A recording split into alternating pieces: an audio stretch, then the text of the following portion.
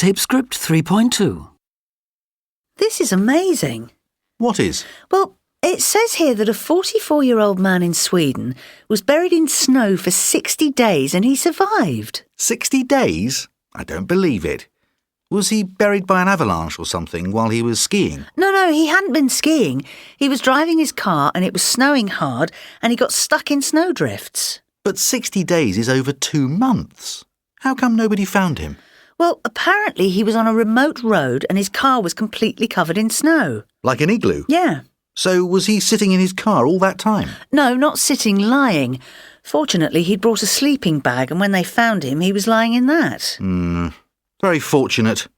Why didn't anyone report him missing? I don't know, it doesn't say. I'm not sure this story's true.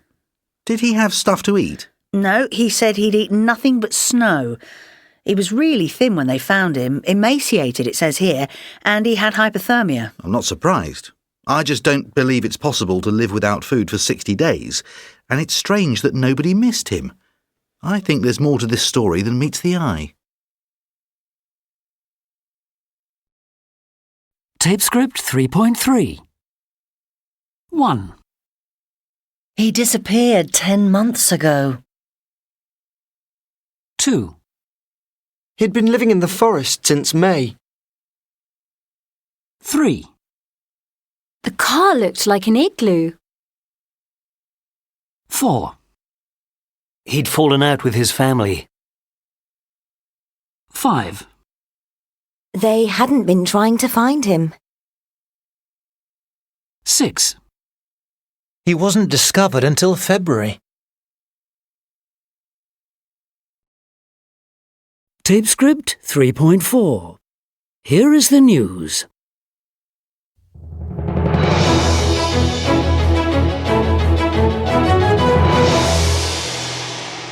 Good evening. Here is the news at 6 o'clock on Wednesday the 31st of October, read by Hugh Kernoyd. One of Britain's richest men, the billionaire mobile phone tycoon John Caldwell, was left bruised and blooded after being attacked during a robbery at his 16th century mansion near Eccleshall in Staffordshire. Mr. Caldwell, 57, was beaten with a crowbar, then bound and gagged by a gang of masked men. The men then turned on his glamorous fiancée, former model Claire Johnson, 41. Mr. Caldwell and Miss Johnson had been chatting together in the kitchen when the gang struck at 8:15 p.m. on Monday. The men, wearing balaclavas and dark clothes, stole money and jewels before escaping on foot across fields behind the house. The couple, who have a 6-year-old son, were treated by paramedics at the scene before being taken to a private hospital. Mr. Caldwell had suffered a gash to his forehead and bruising to his arms. Yesterday, about a dozen police officers were using metal detectors to search for clues in the grounds surrounding the property. Today, a 48-year-old man was arrested in connection with the robbery. Tape script 3.5. And finally, an amazing achievement.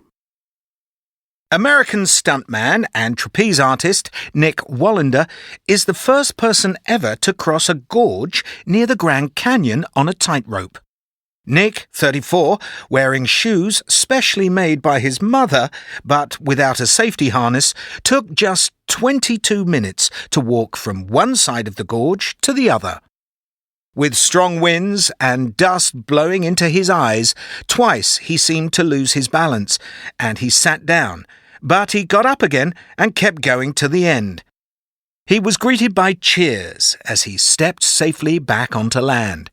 The walk was watched by a global television audience of several million. Daredevil Nick already holds 7 world records, including the longest walk over a waterfall, which he achieved last year when he crossed Niagara Falls. Tape script 3.6. 1. What did he do that was so amazing? He crossed a gorge near the Grand Canyon on a tightrope. 2. Has anyone done this before? No, never. He's the first. 3.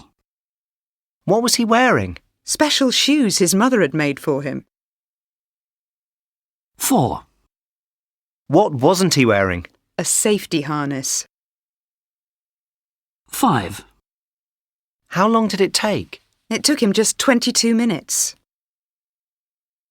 6. What was the weather like? Not good. There were strong winds which created a lot of dust. 7. How many people watched him? There was a global television audience of several million. 8. What did he do the year before? He walked across the Niagara Falls.